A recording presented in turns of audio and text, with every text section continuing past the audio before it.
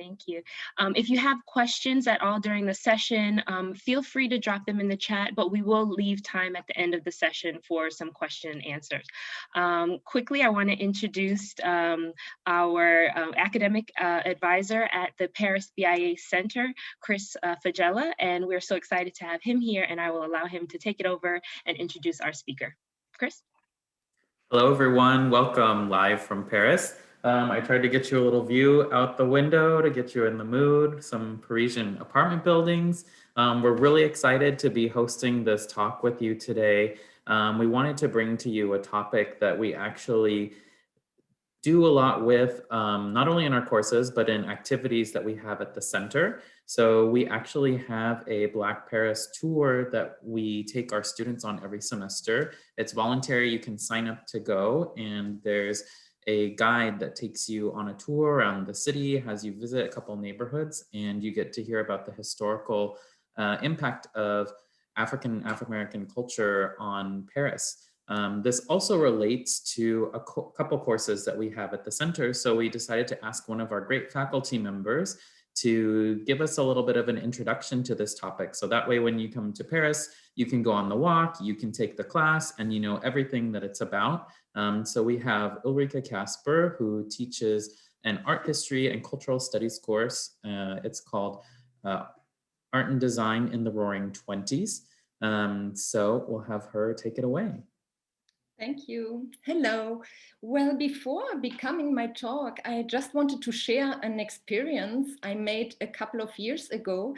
I'm living in a suburb of Paris called Chatou, and we do have a conservatory which is called Helsinger.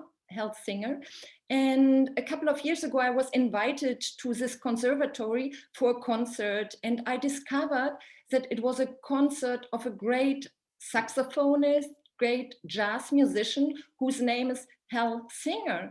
And so the name of this saxophonist was given to the concert hall. And I was assisting to this concert. I've never heard of this musician. And he entered on stage in a wheelchair. I realized it was an old man of 96 years, and he had the saxophone on his lap.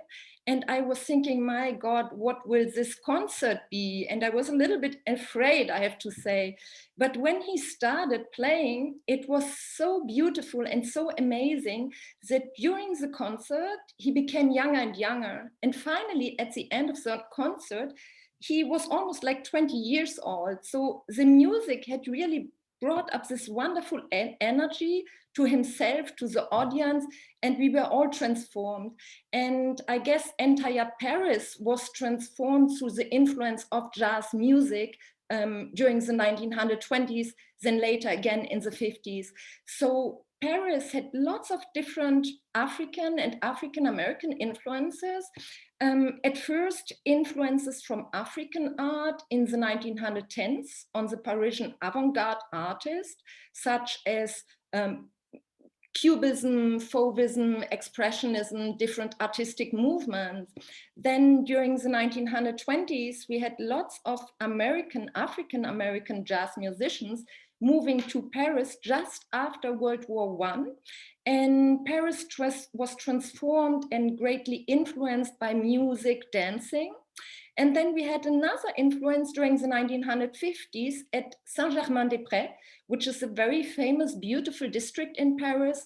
And in the 1950s, it's called the Golden Age of Saint-Germain-des-Prés. It used to be a center for jazz music and for expatriated writers. And I will end my speech with a famous African district called La Goutte d'Or, the drop of gold. And so just to introduce, I wanted to present you Montmartre. Montmartre is one of the most beautiful and most famous districts in Paris. It's a little bit on a hill, so it's upwards, and it used to have an artistic communities in the 1905, 6, 10s. And this artistic community were, for example, Pablo Picasso, Georges Braque, Henri Matisse, André Derain. These are very famous artists in Cubism and Fauvism, and they had all been influenced by African arts in the 1905, 6, 10s. And how does it come? How does this influence happen?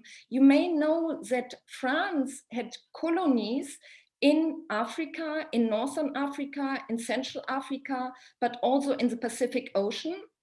And we had in end 19th century, around 1889, an important world fair where we had a small village where they had shown African objects, sculptures, masks.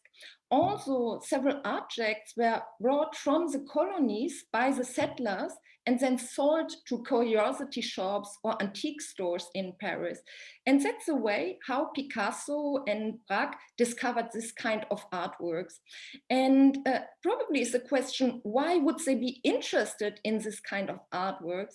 They got interested for several reasons. On one hand, you have to imagine beginning 20th century, we are now into industrialization, the progress, we have trains, the new machines, and there was a real need for something more natural, almost, let's say, primitive, or what was then called to be primitive. And then another reason was probably also to break with the past, because in the arts, we were into romanticism, classicism, very academic art from the 19th century. So the artists wanted to break with this academic art from the 19th century and enter a new era, a new artistic era. So here you have two photographs. On one side to the left, you have a photograph showing Picasso in his studio at Montmartre called Le Bateau Lavoir. And to the right, you have a picture showing Braque, Georges Braque. He was a great friend of Picasso, and it seemed so that the both discovered at the same time Cubism. When you look in the background behind Picasso, you have two sculptures hanging on the wall. These are sculptures from New Caledonia. In the background of Georges Braque's studio, you have also two masks. One on the upper part is a Zogo mask from Gabon, and on the lower part, a Ogooué mask. So these are two masks from Africa. So they were brought from the colonies. And it seemed so that Braque, he used to move down to southern France, to Marseille, where he could buy those masks directly in the harbor of Marseille. They came just immediately from those colonies. For Picasso, he had got several of those, we have to say, from his secretary. It seemed so that the secretary of Picasso used to steal objects in the Louvre. And when the police had discovered them in the studio of Picasso, Picasso was accused of having stolen those objects in the Louvre Museum. So you can also imagine that it's amazing to know that the African sculptures and masks have already been in the Louvre in the beginning, at the beginning of the century. So one have to think that for the Europeans or for the Western, they were considered as being art, while in the African countries, they were of course not a work of art. They had a very specific function for religious reason, rituals. So it was a very different approach. Of course, just to show you some pictures, because you may know that the most famous Cubist painting of Picasso, what he did actually at the Bateau Lavoir is the Demoiselle d'Avignon. And look, you have two African masks, one from Gabon, the other one from Congo. And what happened at the beginning of the century, those objects considered tribal art or were called primitive arts. It's a general notion because no one really knew where those objects came from. And of course, as we had no providence, no one could judge like the collecting of those objects in the colonies, which was terrible because they were part of a cultural identity, they were needed for rituals, so it was shocking to collect them in those countries. But as no one really knew the providence, it was accepted. Also, the idea of the missing of expression, it was very anonymous. no real identity or having no subjectivity would attract the artist. Look, for example, the upper sculpture, the upper mask, has like this hollow cheeks. And when you look at the Demoiselle d'Avignon, you see how Picasso painted those faces where the face is also hollow without like the cheeks in a normal academic way. Also to the left, you have the nude with arms raised, which is also very similar to the Quelle mask. So you can see the direct influence is coming from the object, but in a very formal manner. Picasso then introduced what we call the Cubist movement, which means splitting the object, analyzing the object, and while splitting it, there is no unit anymore. You get the impression one could observe the figures from different angles, you know, not only one perspective, but you will have several perspectives from different angles. And so this was absolutely new during these years, and it was scandalous. Also scandalous because those 5 figures represented in Picasso's paintings are supposed to be prostitutes from the Rue d'Avignon in Barcelona. So this was very shocking. But culturally, the African influence was very, very important to Picasso. He had not only discovered those objects in the curiosity shops or in antique shops, but also through his friends, mainly through his friendship with Matisse, Derain, and Vlaminck. Matisse, Derain, Vlaminck are Fauvist artists, and they too were searching for a certain primitivism in the arts. Look to the left, you have a painting by Maurice de Vlaminck, Bathos. The subject is very academic, and because it could be nymphs or goddesses, but the way he painted it is very modern. It's quite simplified. Look, the bodies are simplified, the faces are simplified, and it's very difficult to distinguish the background from the foreground. And when you observe the detail of the faces, you realize or you notice there is no subjectivity, there's no real expression. And it's very similar to the mask from the Ivory Coast you have here. Look how the eyebrows are directly attached to the root of the nose. So it's exactly what Vlaminck had seen in the mask and translated into his painting. This mask was at first bought by Vlaminck.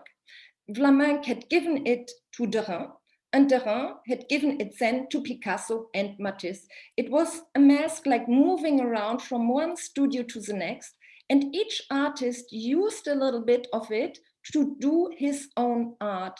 And this kind of painting we do have now is searching for something very earthen, very natural, but the purpose is not anymore to imitate nature or, let's say, to illustrate nature, is rather to go back to the roots, to the origins. What one may suggest that it's going together also with psychoanalysis. You know, this is the years of the beginning of psychoanalysis. So all those artists seem to search for their own roots, the roots of humanity in a certain way. Well, Picasso and Matisse, they used also to visit a famous museum, which is the Trocadero Museum. To the left, you have a photograph of it. As I said, in the end 19th century, we had several world fairs. During those world fairs, we had always one section dedicated to a, let's say, colonial exhibition, where they would show works from the countries where France had colonies. In 1867, they have constructed the Trocadero, which you see here. It used to be a concert hall at the beginning for several years. And for the Second World Fair in 1889, this pavilion was transformed into an ethnographic museum. And several objects collected from the colonies in Central and North Africa were brought then to this museum, but they were shown without any description, without any explanation. just objects gathered. And when it was discovered by the Cubist artist, the Fauvist artist, and later by the Surrealist artist, it became really like a place of a great inspiration. This museum was used, or let's say, was used as a museum until 1937. In 1937, it was demolished for the construction of the Palais de Chaillot. You have just on the photograph beside. The Palais de Chaillot was then again the Museum of Mankind, but it was not anymore named the Museum of the African Arts, so it had transformed its identity in a certain way. But we still say today the Trocadero, the location of the Trocadero. Well, what is interesting is that during the 1910s until the 1920s, we had the influence of the African arts on the visual arts and on sculpture. And end of World War I, there was a kind of switch, because then we had the influence of jazz music through African-American orchestras moving to France. A very important moment is during World War I in 1917, because in 1917, we had the first all Black American troops sent to Europe. What happened in 1917, the United States entered World War I, but they noticed that they had not enough soldiers to send to Europe. So they started also to accept African-American soldiers. While during those years, we had the segregation, we had racism, a very violent racism, and normally African-Americans were not allowed to enter the American army. But as there was a need for soldiers, they accepted them. Only what happened, only a part of them were trained to prepare for war. Several of them were not even prepared for war. And we had this very famous regiment, 369th Battalion, which was led by James Europe. James Europe was one of the first Black lieutenants. He was engaged by the New York National Guards, and he was supposed to lead this battalion, 369th, to Europe. And he was not only a soldier, he was also a very great jazz musician. And he decided for his troops to have the best orchestra one had ever heard. And so he decided to search for great jazz musicians. So in the 369th Battalion, we had lots of great jazz musicians, singers, trumpeters, saxophonists, and so on. Why is it so important? Because the musicians were supposed to boost the moral for the soldiers, to give them the courage to go to war. And so in 1918, we had the arrival of the 369th Battalion for World War I in Europe. As they were not allowed to fight as Americans, they were integrated into the French army, and they would fight with the French army. Only they had no training, so the French officers said, well, we have to train them. And when they started to train them, they noticed they were really fantastic in throwing the grenades. And they said, well, we are used to throw the grenades because at school we had baseball. So they were much better than the French instructors. And what happened, James Europe, before he went to the battlefields, to the bloody battlefields, he just asked his musicians to play some jazz music. And they also played the Marseillaise. And so they became very immediately so famous that they were invited to different concert halls, and they toured through all France. They went to Aix-en-Provence, to Lyon, to Marseille. So between the battlefields, they had always to move to one or the other city of France to give a concert, and they became more and more famous. And that's the way jazz music was introduced into France. And it seemed even that in 1919, they had given a concert at the Theatre des Champs-Élysées in front of the French president, Poincaré. So that was probably the most famous battalion we had during the fights. Generally, people say they were really welcomed by the French. They were greatly integrated in the French troops. But we have to say that even if they were integrated and accepted, they were then very often sent in the first line to the front. And so it's not always as rosy as someone might think. At the beginning of the 20th century, so it was a moment where lots of African American musicians decided to move to France because there were more and more concert halls, nightclubs opening, and we had no prohibition during the 1920s. And so we had Louis Mitchell, Jazz Kings. Louis Mitchell came to France for the first time in 1915. He was invited at the Casino de Paris, very famous concert hall, in the 1920s. And as his music was so attractive, the leader asked him to bring more African-American musicians to Paris and to create an orchestra specifically for the Casino de Paris. And that's the way he had a contract for 5 years. Beside, you have like one poster and a photograph showing Bricktop. Bricktop is an African-American singer, dancer, nightclub keeper. She was invited to Paris by Eugene Bullard, who was also a nightclub keeper, and he needed a singer and a dancer.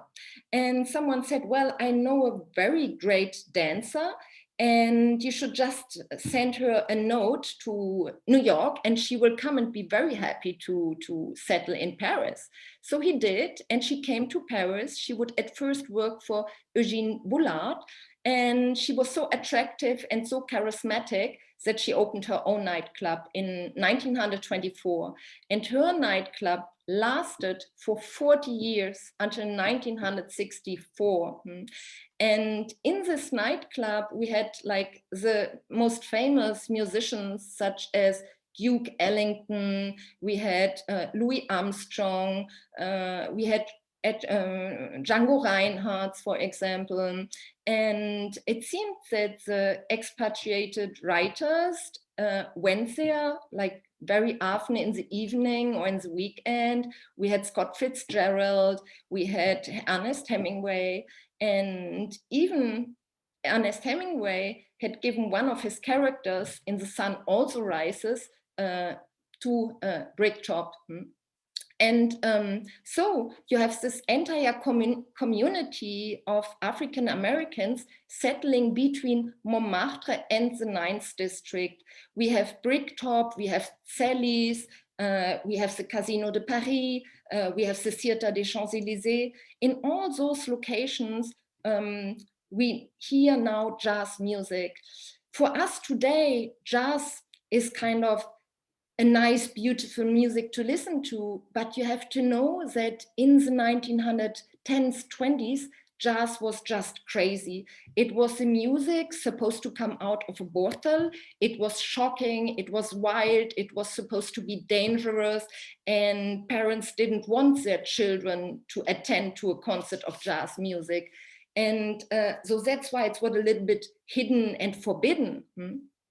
Well, we had also another soldier from the American army coming to France, who's Eugene Bullard. Eugene Bullard, he was part of the French Foreign Legion. He came in 1914 to fight during World War I, also for the French army. And he was one of the first Black military pilots. And he too was a jazz musician, and he became famous as a pilot. Then after war, he settled immediately in Paris because he wanted to escape from the segregation, from racism. He felt really welcome in Paris and had his artistic community. So he started as a drummer in the nightclub of Zelli's, Joe Zelli, also an American entertainer. And a couple of years afterwards, in 1924, he had opened his own nightclub, Le Grand Duc, which became one of the most attractive nightclubs in the 1920s. And once he settled, he did more and more different things. He started to open an athletic club. He invited L. Brown. He became the trainer of L. Brown. So became really a great personality in the Montmartre district too.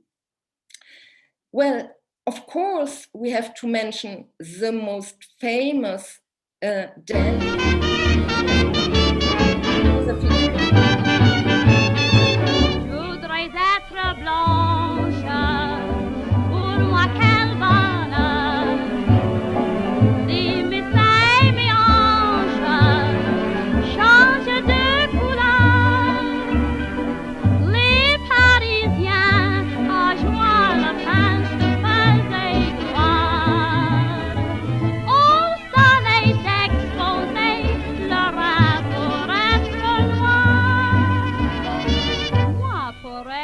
That's one of her most famous songs, which is like J'ai deux amours, Paris and my country.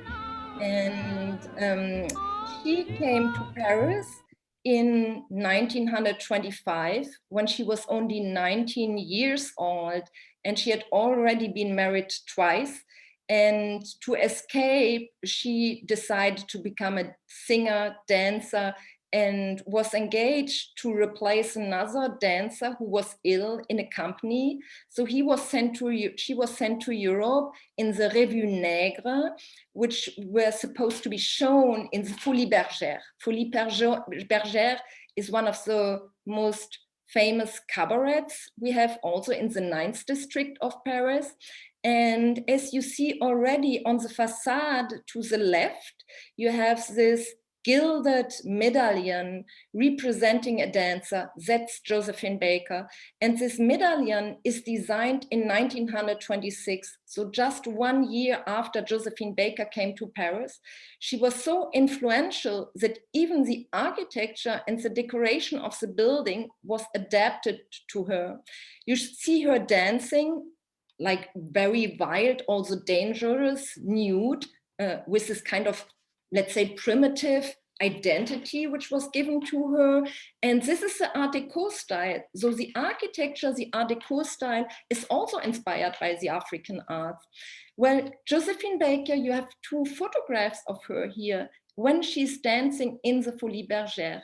She became famous because she danced naked or partly naked when she arrived, and people were impressed, and the owner said, well, Darval is the name of the owner. He said, well, I want to keep you as a main figure, as a star for my show, but you have to dance naked.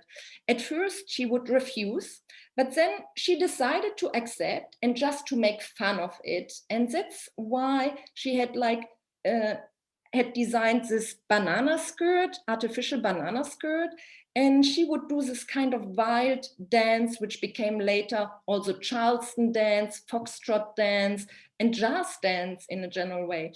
And she became the most attractive figure in those shows. Actually, she had invented a new way to dance, and she had also invented a whole new behavior, because she was very free in her movement, in her way to talk, to be with people, very free also. And really, after a couple of months, she settled in Paris. Even French women will change their identity. Josephine Baker had short hair. She was sometimes dressed as a man. She would drive a car. She would smoke. She would drink. And that's the beginning of the flapper in Paris. So lots of women started to change their behavior because they wanted to be free as Josephine Baker was.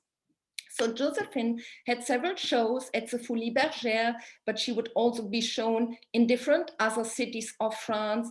And at the beginning of Second World War, she was also part of the French resistance. She was engaged by the secret office of the French resistance, and then she would attend to parties in embassies, in ministries, and then just collect informations about the German troops, and then bring this information back to the French army. So she was a very important figure. And that's a quite impressive story, because in 1937, before the end of World War II, she decided to move back to the United States with her husband, with her French husband, an industrial. They arrived to the United States. She was very happy to come home, to be in New York, and they tried 36 hotels to enter to get a room. No hotel would accept them. After 36 hotels, she was so upset and so exhausted that she said, well, I want to go back to France. She said, well, in France, I can enter an embassy, I can enter a palace, I can enter a ministry. In the United States, I can't even enter a hotel. So she went back to France. But of course, you imagine afterwards, she was really engaged in the human rights movement. And during the 1960s, 63, 64, she was very close to Martin Luther King Jr. And after the assassination of Martin Luther King Jr., she was invited by the wife of Martin Luther Jr. to replace her husband as a leading figure. But she declined because you might know that she had 12 children, and these 12 children were of 12 different nationalities. And she said, well, I adopted 12 children from 12 different nationalities, and she raised them with different religions to show that peace was possible between nations. So that was kind of very, very important personal act she did during those years. She was, of course, friend with other important musicians, singers, as Miles Davis, for example. So she was in this kind of, atmosphere between Montmartre, Montparnasse, different areas in Paris. One had to know that the end of the 1930s was the first end of jazz music, because with the economic crisis, the French orchestras were obliged to engage 90% of French musicians. And then, of course, with World War II, lots of jazz musicians left. But just after World War II, in the 1947, 48, 49, we had a new jazz community in Saint-Germain-des-Prés. So Saint-Germain-des-Prés is a district which is nowadays very, very luxurious. We have very important brands. It's for fashion. It's very famous for its fashion. We have lots of art galleries as well. But during the late 40s, beginning 50s, there were two pillars. One is jazz, and the other one is philosophy and existentialism. So we had a jazz community and a community of writers, expatriate writers, mainly meeting, socializing in the Café de Flore. So Saint-Germain-des-Prés became the new jazz era. We say the golden age of Saint-Germain-des-Prés. Here you have a dancing in one of those clubs, different than those of Montmartre or the 9th district, because the jazz clubs in Saint-Germain-des-Prés were all underground. They were in cellars under a restaurant. So from outside, you couldn't see anything, you couldn't hear anything. But once you entered the restaurant, there was this kind of noise, something beating. And so people went downstairs and they discovered a dancing or a concert or just a room where people would smoke and having like violent discussions in philosophies. And that's the beginning of this era of Saint-Germain-des-Prés. Here you have one of those cellars, people dancing. You see that a white woman would dance with a black boy. Why? There is no real racism in France during those years, no segregation during those years. And also white women would prefer dancing with black men because they were much better in dancing than white men. So what happened in Saint-Germain-des-Prés, we had a hotel called Louisiana, La Louisiane. And this was a hotel where we had writers such as Simone de Beauvoir, Jean-Paul Sartre, Albert Camus. You have to know that, in the 20s, 30s, 40s, lots of people, they had not much money. They would just live in a hotel and not even have an apartment. They would rent a hotel room. And so in this hotel, Louisiana, we had Jean-Paul Sartre, Simone de Beauvoir, and Jean-Paul Sartre had created this existentialist movement in philosophy with Simone de Beauvoir. And one day he met this girl called Juliette Gréco. Juliette Gréco is a French singer and entertainer and very famous. And so she settled also in the hotel. And in 1949, France organized a jazz festival in the Salle Pleyel, which is a famous concert hall in Paris. And we had Miles Davis coming to this festival and participating into it. So just some saxophone by Miles Davis.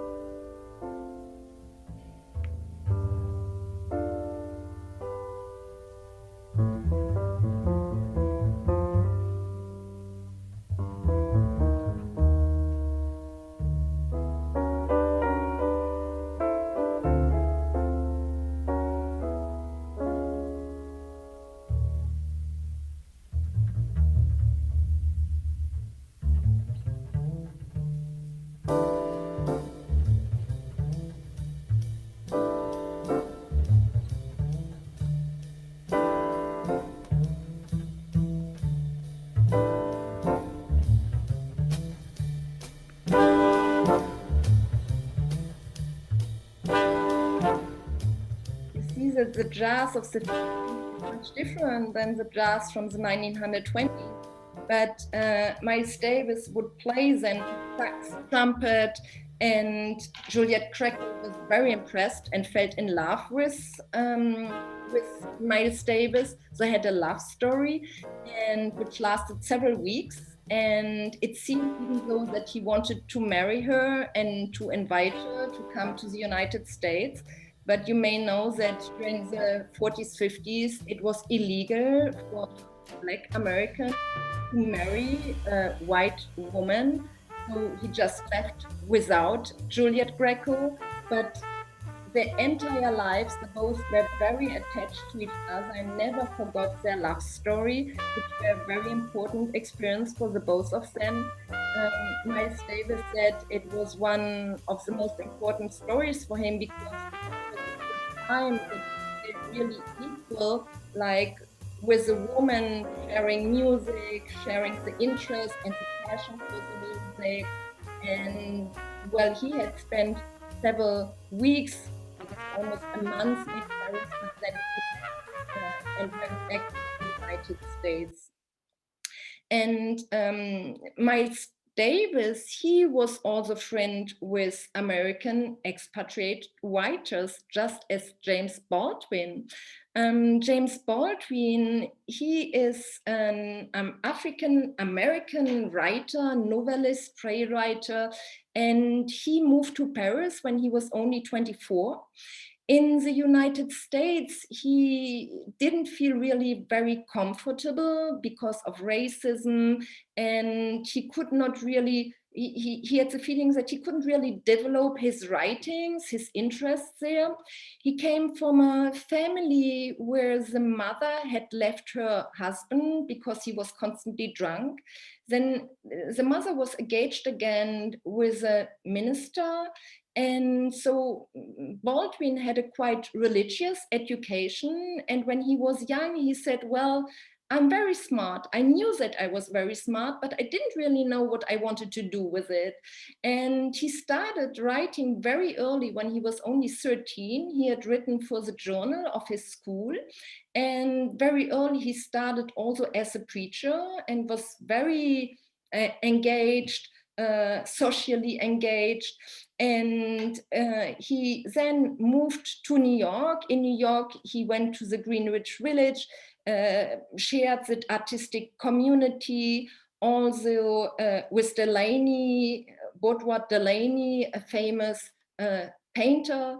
But as he had constantly felt racism and had this feeling that he couldn't really express himself freely, he decided to move to Paris. So he came to Paris, settled in Saint-Germain-des-Prés.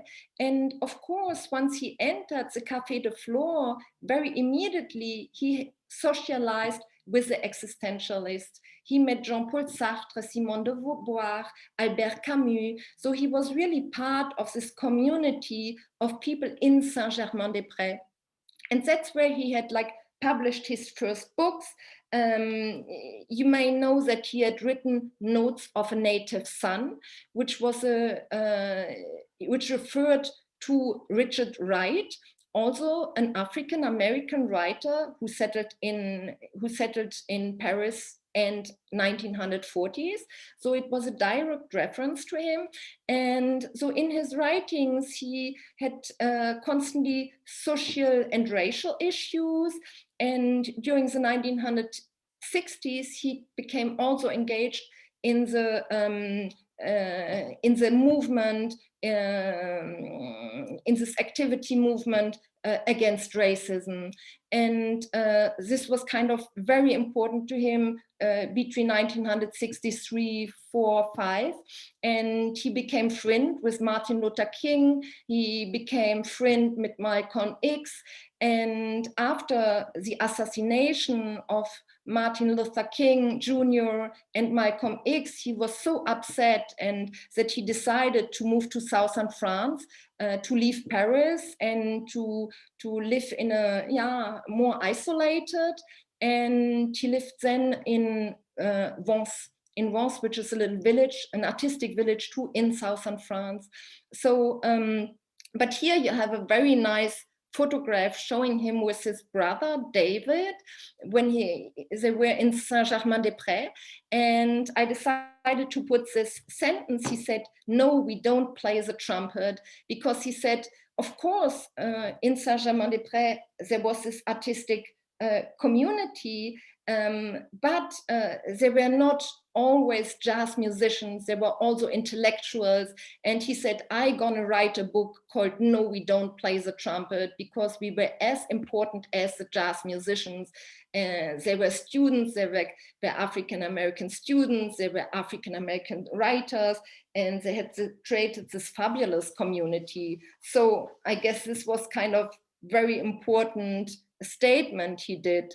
So here one photograph where you can see him at the Seine, on the bridge of the Seine, when he was very young, just arrived in Paris. On the lower part, you have a photograph showing Richard Wright in the Luxembourg Garden. You know, both were close friends. Richard Wright had settled in Paris in around 1946, 47. He wanted to escape the prosecution of the American federal government against the communists at the time of McCarthyism. And so he decided to move to Paris with his mother, with his wife and his kids. And so he started writing there.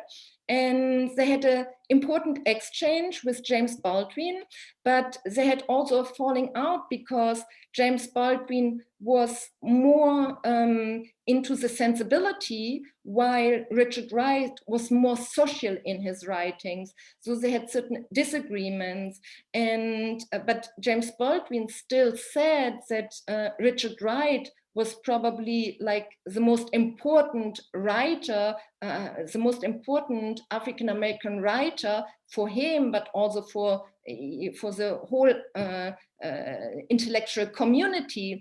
And he had a great admiration for Richard Wright. And I guess, well, I don't know if they really became friends again. There was still something like a trouble in the air, but I guess they were very important one to the other in their artistic creation.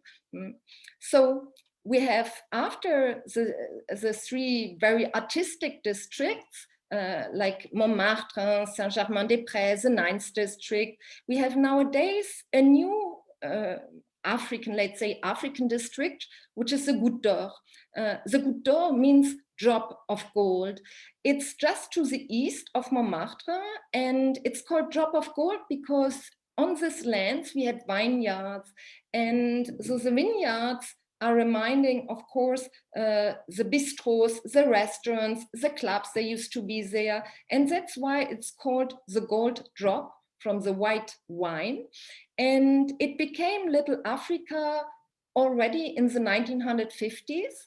Why? Because this area was an area we had always immigrants up from, let's say, the 17th century. In the 17th century, there were people coming from the French provinces, and you know that in the French provinces, people didn't really speak French.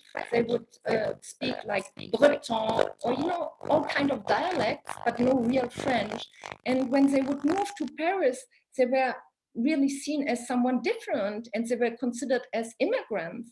Then in 19th century, we had immigrants from different countries of Europe, from Italy, from Spain, from Poland.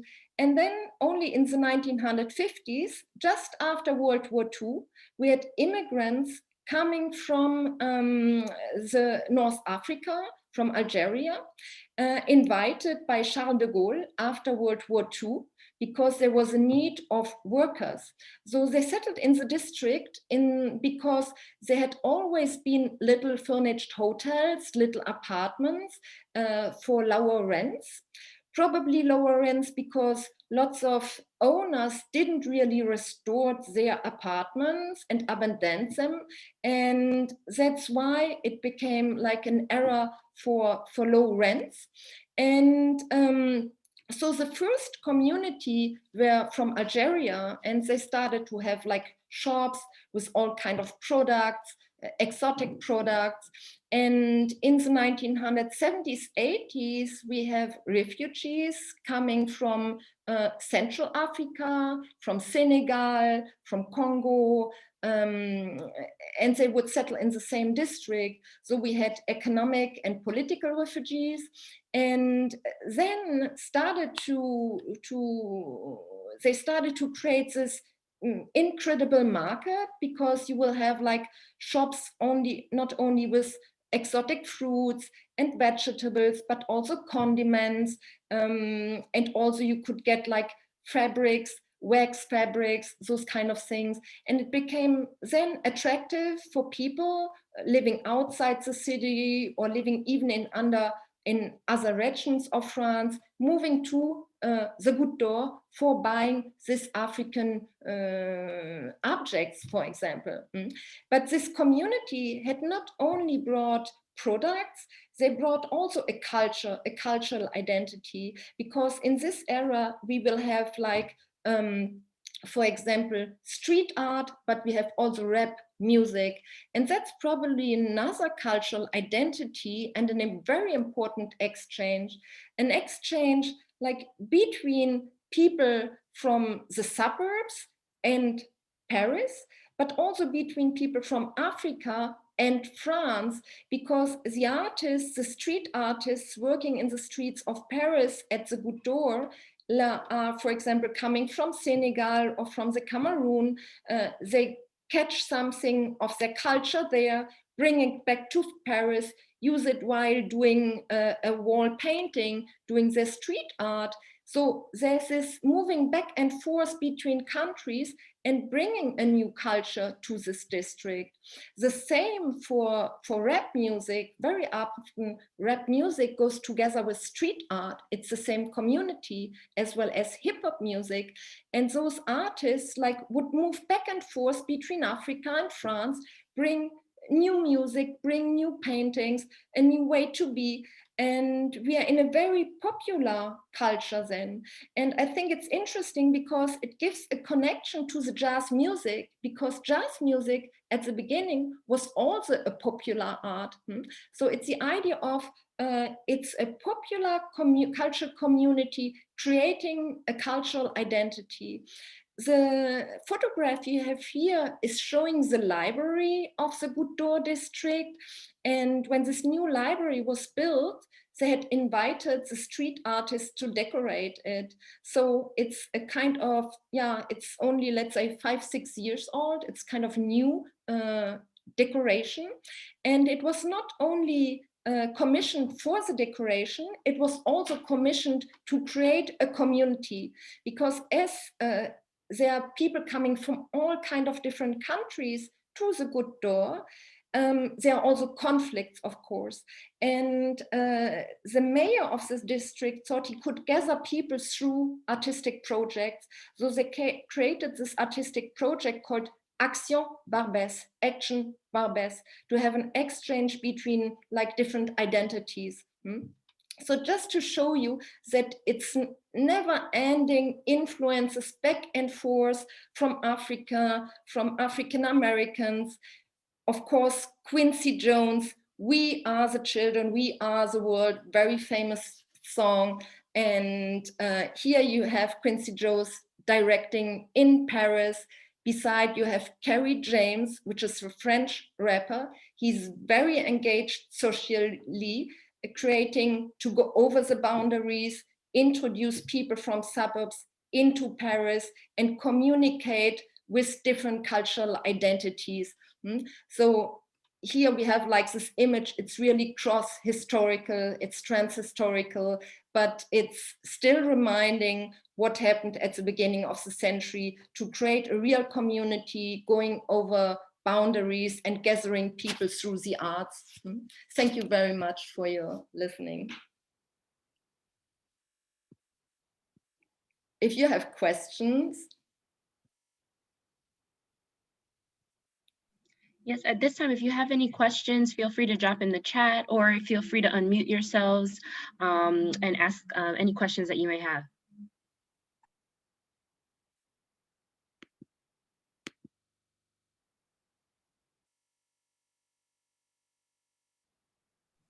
Well, I would just like to comment. I thought, I thank you so much for this presentation. I really appreciated how, when you were talking about James Baldwin, you commented that it's not just in music or in dance where you felt the influence of African American or Black artists. You felt that influence in writing, in academia, in literature, even architecture. When you talked about Josephine Baker and how the architect even changed his style of design. So I just wanted to say I've really appreciated that perspective and hearing that and comparing it to what we learn in the United States in terms of our history and comparing that with what happened, what's going on in France, etc. So I wanted to thank you for that. Thank you. Yes, I think that's a very important point, because like there was really a very important influence also from James Baldwin on the French writers, to get an idea also through his writings, what is going on in the United States, have a different point of view. And very important to see that it's also a philosophical background, not only concerning literature, but it's a philosophical point of view, but even religious, because he tried constantly to gather people also with Christianity and the Islamic thought, those kind of Muslim thought, those kind of things had to brought together and not to divide people, but gather people, very important.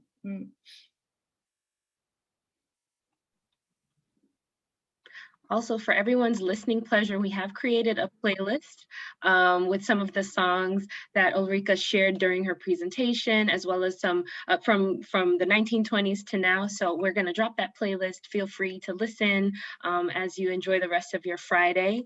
I wanted to leave time, since it's 12:50, we still have some time if there are any other questions or comments that we wanted to share with Ulrika or with Chris. I see Natalie is here, our center director from Paris BIA. Just wanted to open the floor. Let me drop that in here.